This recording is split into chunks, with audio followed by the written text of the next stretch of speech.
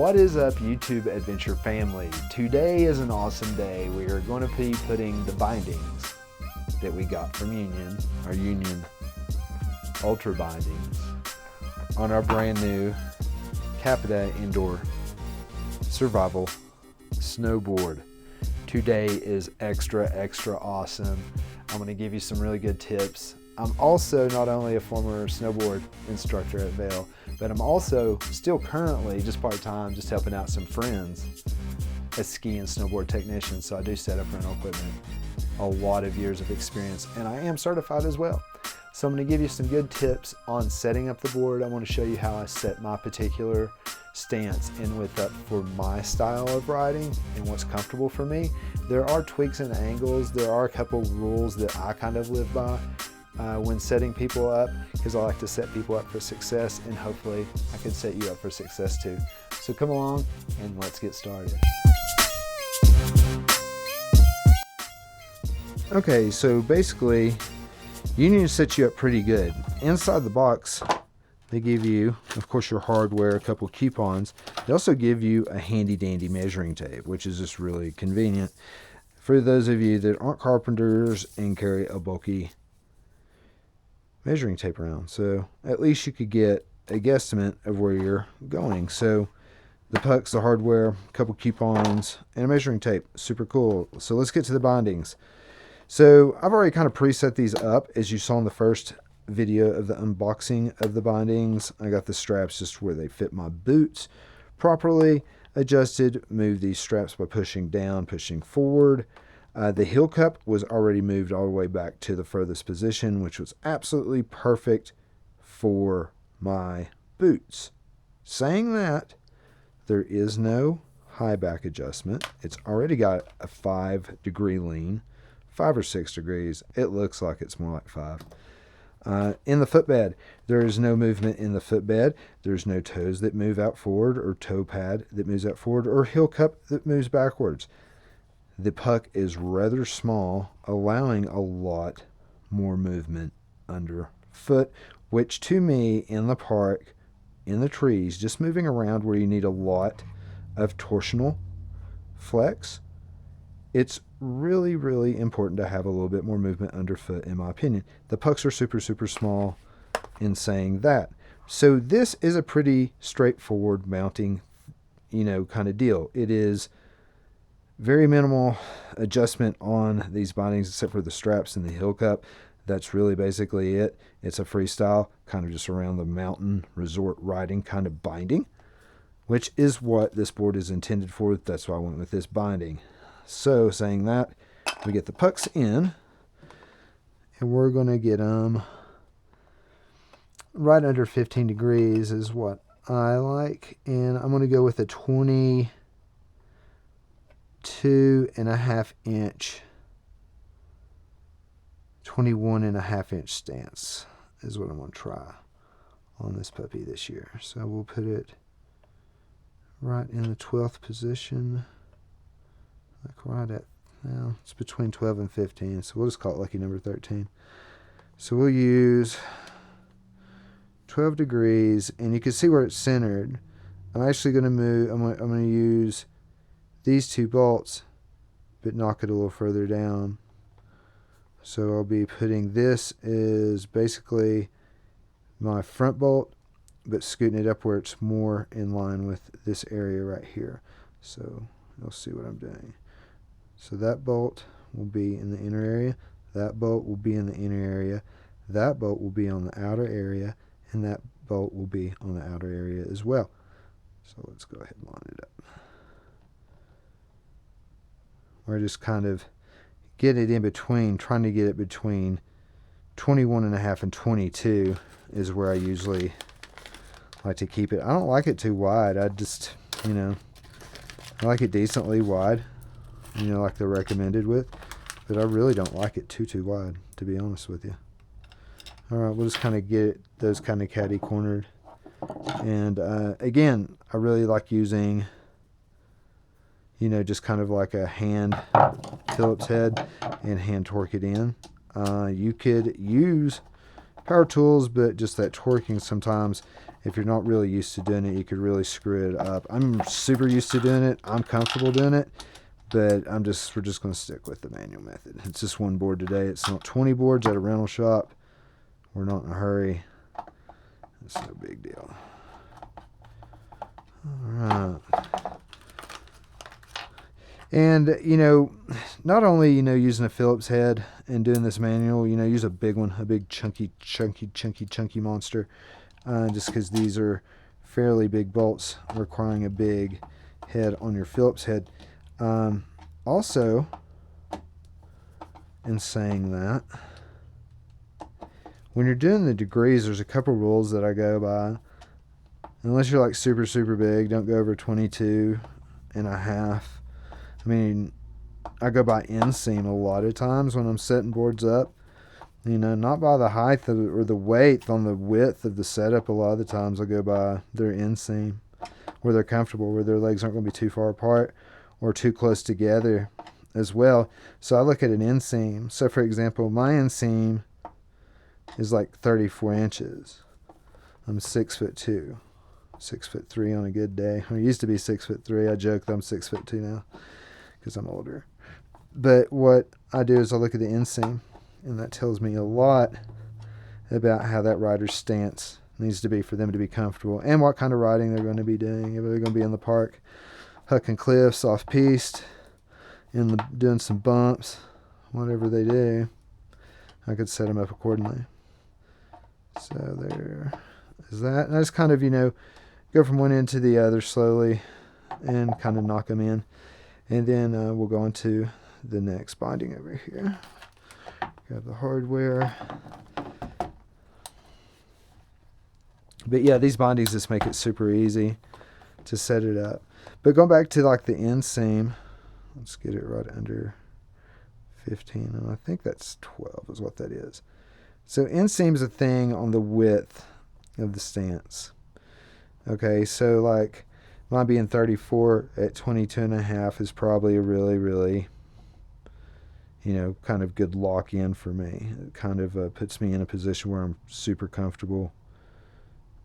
It's not too wide, it's not too narrow. I'm able to turn really good. I'm able to stomp landings decently well, the small landings off the small jumps that I take. I don't take anything big anymore, that is for sure. It just allows me to have that perfect control. And I like to set my bindings at the same degree, left and right, because I do like riding switch. I encourage everyone to ride switch and learn how to ride switch. It's just really good to get in the habit of riding switch, especially when you're wanting to get into riding more technical things like trees and stuff. Just being a little bastard. Let's get the thing in there a little bit better.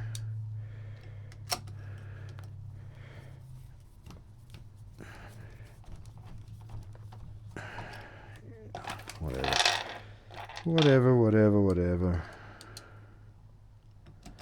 So, again, riding switch and trees, super important to pay attention. I had 2 of those on there. It's super important to pay attention going both directions because you are going to have to ride switch. So I do like setting both my feet up at the same angle and just riding switch throughout the day, whether it's on groomers, in the trees, in the park, or whatever. Anyway, growing up as a skateboarder riding on a half pipe, riding switch is fairly easy for me and natural for me, just having those 2 things. But far as the width, I usually do that by inseam. And that could be different per rider. Some riders like it a little bit wider than natural. Some may like it a little bit more narrow than normal. It just depends. But for like a normal setup, I'll look at their, if they haven't been a lot or don't really know what their setup is, I'll look at their inseam. And like if they're like a smaller inseam, of course, their stance is going to be a lot more narrow. The taller they are, the wider the inseam. I just don't make it any wider than the shoulders usually, so I try to just eyeball it from the shoulders so they're just super comfortable in the riding. Alright, so we got this is pretty much set up at 12-12. I'm just going to call it 13-13 just because that's my lucky number. But it is actually 12-12. And let's see where our magical number is. And we are at 22 and a half. Perfect. So there's the setup. We've got 12-12 degrees. We got 22 and a half as far as the width goes, which is just absolutely perfect for me riding throughout the years. We'll throw the boot in there. Lock it down to see how everything looks. And then the degree, a lot of times I just try to get an athletic stance, and I'll put, most people at around 12-12. If they want to prefer to go 15-15, that's fine. Just in my experience, I don't suggest you go past the number 28 in your stance. It's just a good rule of thumb. As far as just studies have went, as far as prolonged knee and ligament type damage type things, it's probably just a really good number to actually go by is the number 28. So what I do is I go a little under the 15s, stick around 24, being 12-12. So I'm 24, so I'm a little bit below that. So that's just kind of my stance. As you can see there, it's locked in. I got even toe and heel overhang in these boots. There's not any adjustment for it. They just kind of end up that way depending on how you move this heel cup on these Union Ultras. It just stays centered because there is no toe extension, and the mini puck itself is just centered as is. There is no adjustment, like I said, in any of the toe. There's no adjustment in the cup. There's no adjustment on the heel back. It's pretty much just set. Yeah, it's like a rental technician's dream is what these bindings are, and they're super high quality and they're super comfortable. So the customer would be super happy. I mean, just the ultimate rental binding, in my opinion, is super expensive. But if you're charging a lot for these boards and you want them to last, probably a good investment for those. But you can see the torsional flex in these bindings is nice, but the high back, the stiffness, the rigidity of the heel edge is really nice. This is going to be a super fun board. Hopefully some of these tips help you when adjusting and getting an idea. So I know I've got some friends that ride 15 in the front, ride 10 in the back, which is 27 or whatever, staying under that magic number 28, because you pronate too much out with your knees. It is going to cause stress on your knees. I don't care who you are, how great you are, athletic, flexible you are. Over time, it just does that. It's like having a wheel out of line. Eventually, it's going to wear the tire weird. Same thing with your joints. So having that magic number 28 is just really cool, because back when I was young, there was no such thing. People were just straight up duck foot, super wide, not paying attention to like the numbers that we have now. It just took all those years to get those numbers. So saying all that, I hope you really enjoyed watching me put these bindings on. It was super, super easy, super basic. We already had them kind of pre-set up when we did the unboxing with them, just kind of showing how the boots would go in them, so it's kind of easy to set them up then and pop them on right now. Again, when you torque them down, hand tighten them pretty tight. Don't go overboard. Try not to use power tools unless you're in a rental shop and you're banging out a bunch of boards. But when it's your own personal board, take a little bit of extra time when mounting those bindings. And try it a couple different ways. If it's not comfortable, it doesn't mean you can't try it different. At the top of our lifts in Vail, we've got many benches that you could actually adjust your bindings on and do those things. We use them at ski school all the time. I've adjusted many bindings on the heel. So it's not like you don't do it. You could also carry a little tool with you, which is a great idea. Decon makes a pocket tool that is basically a Phillips wrench. It's got a bunch of different tools in it that allow you to work on your board on the heel. And even if you get in a situation, probably a good idea if something comes loose in the middle of a big run. But anyways, there are how I set my bindings up at 12-12, 22.5 inches is my stance. I ride a 156, a 165, 6'2". That's kind of my specs. The height isn't that much of a thing, but my inseam is because it's 34. So I'll go 22.5. I think if you're right around 30, 30-inch inseam, maybe even 32.